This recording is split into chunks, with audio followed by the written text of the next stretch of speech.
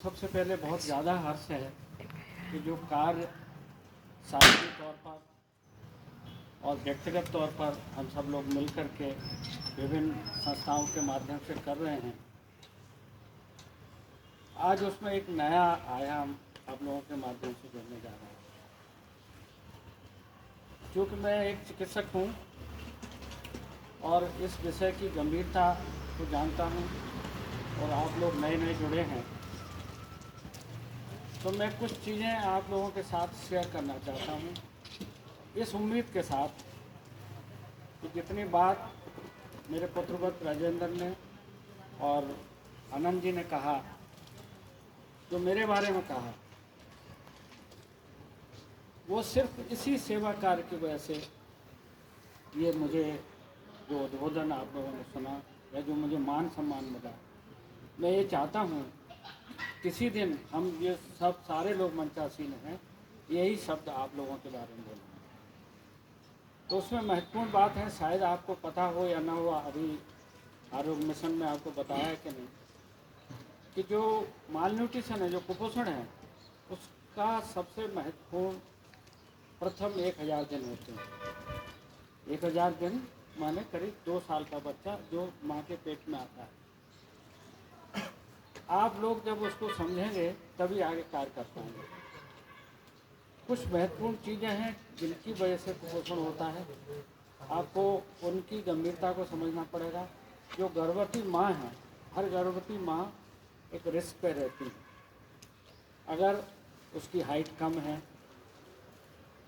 उसकी उम्र कम है, 18 से ज़्यादा है, 35 से ज़्यादा है, उसका वजन ज़्यादा है, पहली बार में अगर उसको प्रेगनेंसी है, तो कुछ बीमारियों की संभावना उनके अंदर ज़्यादा रहती है। तो वो उनको हमें पहले से ही चिन्हित करना पड़ेगा, क्योंकि जो 280 दिन पहले के हैं गर्भावस्था के दौरान, उनके अंदर प्रीएक्लेम्सिया नाम बीमारी होती है, जिसमें माँ को 20 सप्ताह के बाद में झटके आ जाते हैं।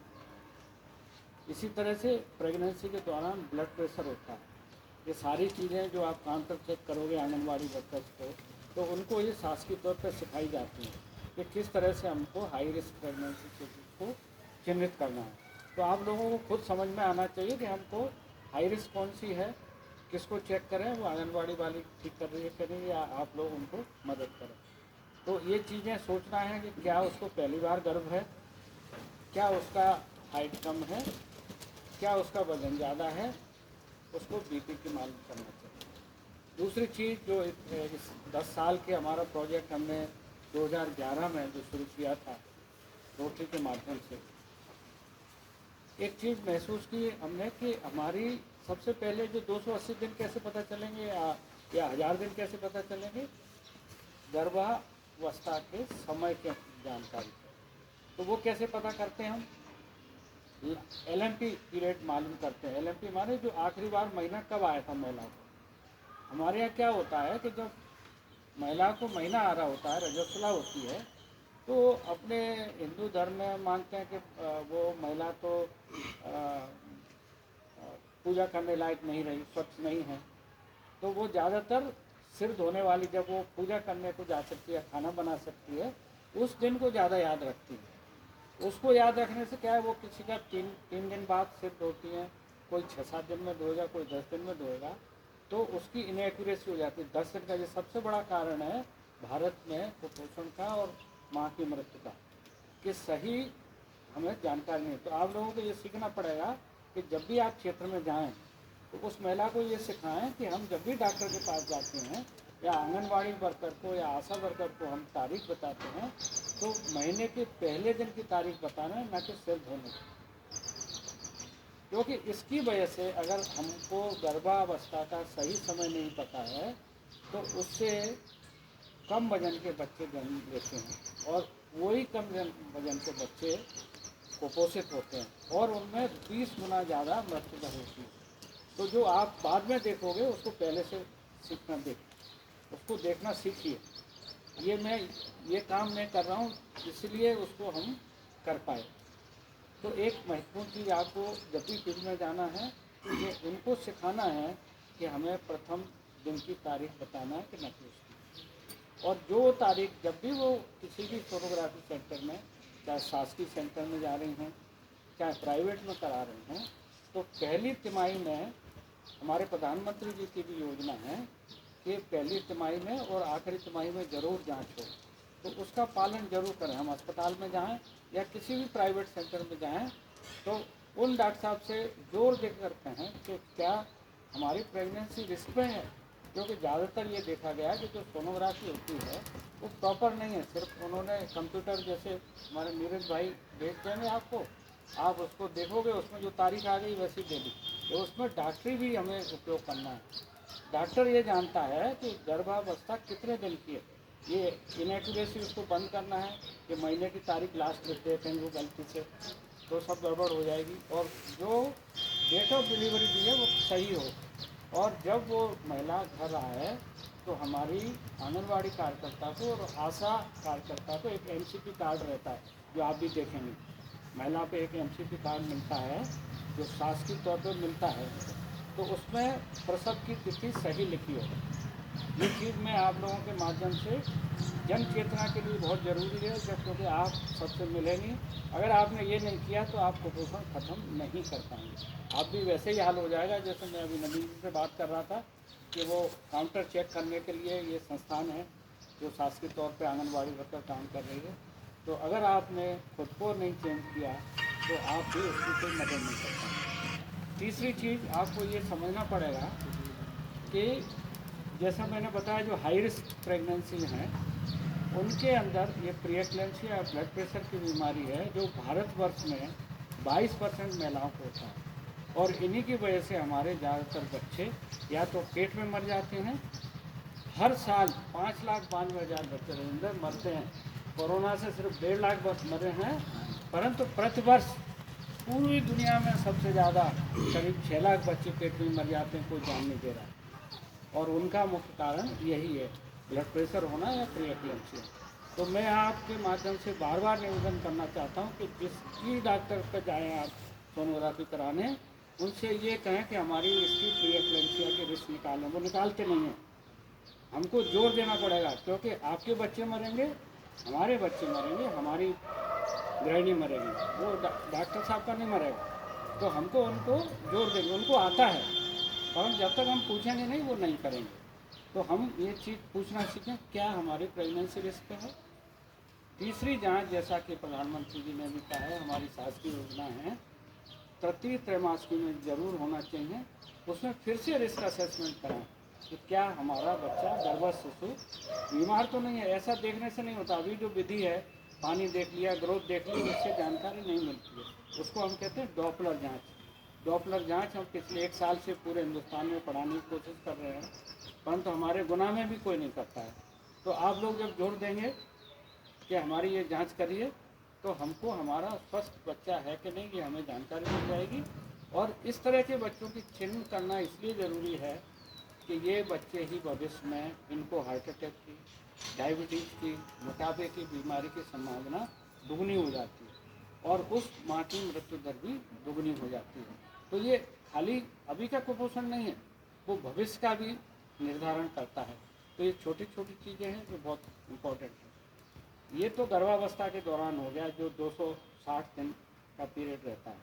अब बाकी के जो 1000 दिन हैं वो उसमें आपका रोल और ज़्यादा आएगा। ये मैंने इसलिए सिखाया कि ये कोई आपको बताने वाला नहीं है, परंतु क्योंकि आप गुनाह में हैं, और हम आप लोगों के आशीर्वाद से, जैसा आनंद भाई ने बताया, रविंद्र ने बताया, कोई भी हिंदुस्तान में इतना बड़ा कार्य रेडियोलॉज नहीं कर रहा है। आपको जानकर के आश्चर्य होगा कि जब, क्योंकि ये तो मुझे स्नेह करते हैं, मेरे पुत्रवत हैं, विधायक थे, पहली बार रिकमेंड किया कि हमारे अंकल को पुरस्कार मिलना चाहिए इस कार्य के लिए, परंतु वहाँ से वो लेटर आ गया लौट के कि कलेक्टर को बोलो, मैंने तो किसी को नहीं बोला। परंतु अपने आप इनके जो इच्छा थी वो पूरी हुई। शिवराज सिंह जी ने मुझे 26 जनवरी 2018 को पूरे प्रदेश और इस कार्य में एक काम मैंने किया, मेरा एक पैसा नहीं गया। रोटरी का एक प्रिंसिपल है, जब मैं रोटरी का अध्यक्ष बना था तो मैंने उसको पढ़ा। अपने जो आपका जो व्यवसाय है उसी को सेवा का एक माध्यम बना। मैंने वो करते हुए आज करीब 16,000 से ज़्यादा सोनोग्राफी जिनकी कॉस्ट 1.5 करोड़ है, मेरे पास भी नहीं हुआ। पूरे हिंदुस्तान में कोई रेडियोलॉज नहीं कर रहा है, परंतु आपकी ज़मीन से ये कार्य हुआ। तो ये मैं ये चाहता हूँ कि आप इस चीज़ को समझें। तो ये तो जन्म से पहले आप देखेंगे। दूसरा जो कार्य आप लोग को जो काउंटर चेक भी करना है, उसके लिए सबसे ज़रूरी है, जैसा कि रविंदर की वजह से ये आपकी रोड बनी है, स्वच्छता बहुत ज़रूरी है। 6 महीने बाद बच्चे में जो कुपोषण होता है वो सडन डायरिया हो जाता है, तो अक्यूट उसको हो जाता है।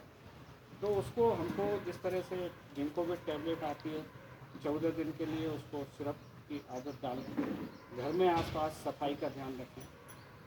कोई भी मलेरिया वगैरह के अगर कोई भी लक्षण होंगे तो जो अक्यूट कुपोषण है वो 6 महीने बाद शुरू होगा, जिसको आप इन चीज़ों से कि उनको इन्फेक्शन नहीं हो, डायरिया नहीं हो, मलेरिया नहीं हो और कोई भी बीमारी हो तो हम एनआरसी में या डॉक्टर की सलाह से दें। तो जो 6 महीने के बाद कुपोषण होगा उसको हम साफ सफाई और उचित शिक्षा के माध्यम से अक्यूट माल न्यूट्रिशन को रोक सकते हैं।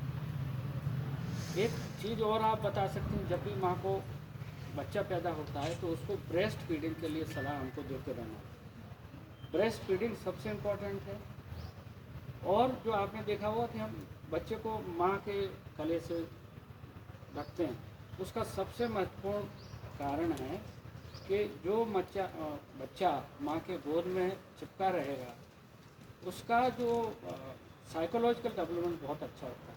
आपने देखा होगा कि कई बच्चे जो है माएँ चली जाती हैं काम करने तो वो इरिटेटेड हो जाते हैं क्योंकि उनको मातृत्व नहीं मिलता है। तो उसकी ब्रेस्ट फीडिंग भी 6 महीने तक हो और कुछ भी नहीं देना।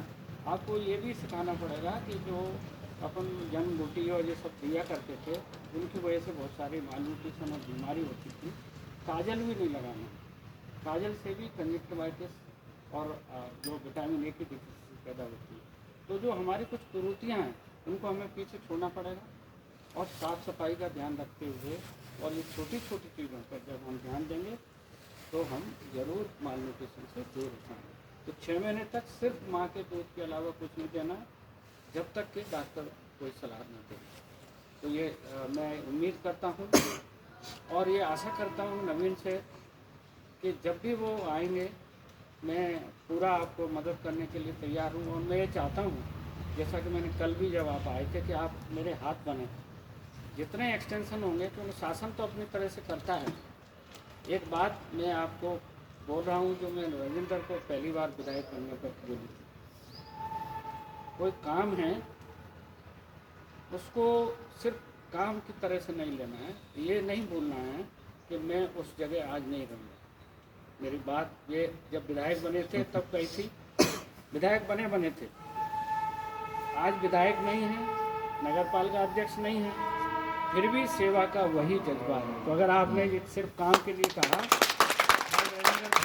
रोटी में जो बुलाया था तो मैं चूँकि मैं तो इसमें करता हूँ, ऐसे ही उसी दिन बोला था कि कभी भूलना मत कि आज विधायक हो, कल नहीं रहे तब भी यही सेवा करते रहना। तो आप सबसे उम्मीद करता हूँ कि चाहे ये काम आप एक इसके माध्यम से कर रहे हैं या स्वयं से कर रहे हैं, सेवा को निरंतर करते रहिए, क्योंकि सेवा ही एक ऐसी चीज़ है जो हमें वापस मिलती है। बहुत बहुत आप सबका आभार।